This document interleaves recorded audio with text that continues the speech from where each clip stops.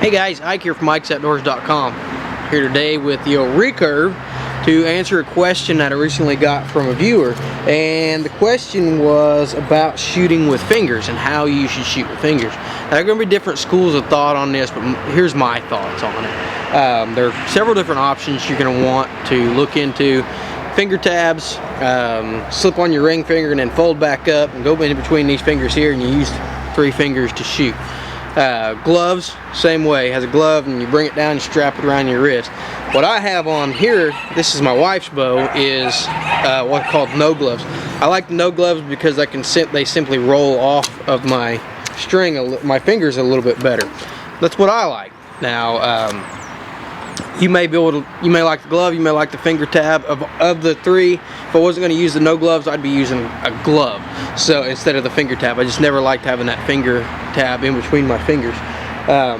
So those are your options for shooting, what you can use to cover your hand. Now, there's going to be, like I said, there's going to be a couple different beliefs on this, on how you should do this, but this is how I do it. Basically, the first line in your fingers is what you're going to want to put on there. You're going to want to put it on there just like that. You don't want to grip the arrow all the way in like this. You want to put it on the first line right there of your fingers, and you want to relax this hand. You want this hand to be open, extended. You don't want to form a claw. And when you pull this back, what you're simply going to do, you're going to pull it back, you're going to hit your anchoring position, and instead of opening your hand, what you're going to do is you're going to continue to pull using back tension, and you're going to pull on through. When I take this shot, my hand should go from here and should come right back on through. And that's how I shoot finger, and that's how I was taught and I believe to be the proper way. So when I'm back, I'm just going to continue to pull, and you can see my hand came back on its own. Now, like I said, I'm not the greatest guy. This is one of those, I know how to do it, but I may not properly execute it every time. So I'm going to pull back. I'm just going to continue to pull. My hand's going to come right back on through. So that's how I shoot with fingers. Now I'm shooting a recurve here, so of course it's a little bit easier to do with recurve. For you guys out there that are wanting to do this and wanting to shoot compound bows, the one thing you're going to have to watch is you don't want something that's got too short of an axle to axle. I'm going to grab one of my other bows here real quick and show you what I'm talking about, show you why you want to be careful about getting something with too short of an axle to axle. Okay, so I got a Bear Arena 30 here, and like I said, this is a short axle to axle bow. What's going to cause you problems being a finger shooter with something like this is the angle of the string. When you grab a hold of this like this, what's going to happen is you're going to come back to full draw, and it's actually going to pinch down on your fingers and cause you a lot of problems. So same way, I'm going to grip the bow, and it's already starting to pinch my fingers really bad. So you can see there, it's really pinching my top finger, and I'm really distorting the shape of the string.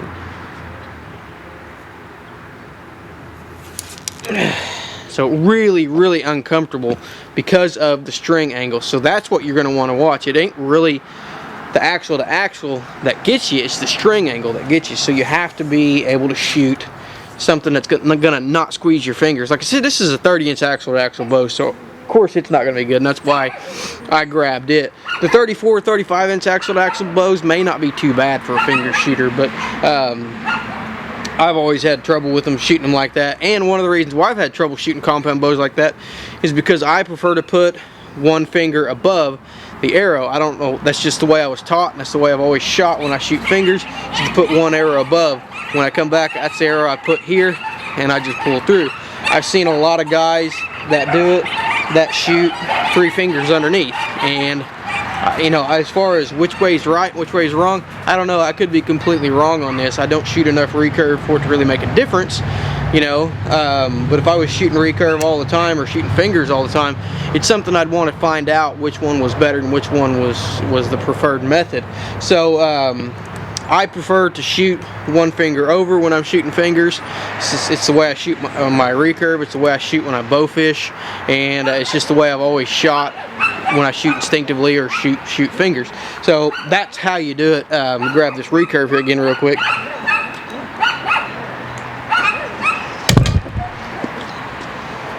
So like I said, that's how I do it. I just put that first knuckle on there, and that's it. When I pull back, when I get to full draw, I simply pull through, and that string will just slip right off my fingers. I'm not opening my hand. I'm just pulling back, I'm pulling through, and it just slips right off my fingers and goes. And when you do it right, you'll know, because your arm will come back because you're pulling through. If you just open your hand, your arm's going to sit still. But if you pull through, your hand's going to come right back off of that string. So that's the way I feel that you get the most consistent release every time. And like I said, there may be some people out there who differ with my opinion, but that's the way I was always taught to do it when I shoot fingers. And the over-under, that's really going to be where your personal preference is probably going to come into play. But I like to shoot 1 over, 2 under. Some guys like to shoot 3 under. So I cannot remember the guy's name who asked me this question, but I appreciate it. And for more product reviews, how-to videos, and questions or answers to your questions, be sure to contact us at ikesoutdoors@yahoo.com. And for more product reviews, how-to videos, be sure to check us out at Ike's Outdoors. Appreciate you guys watching.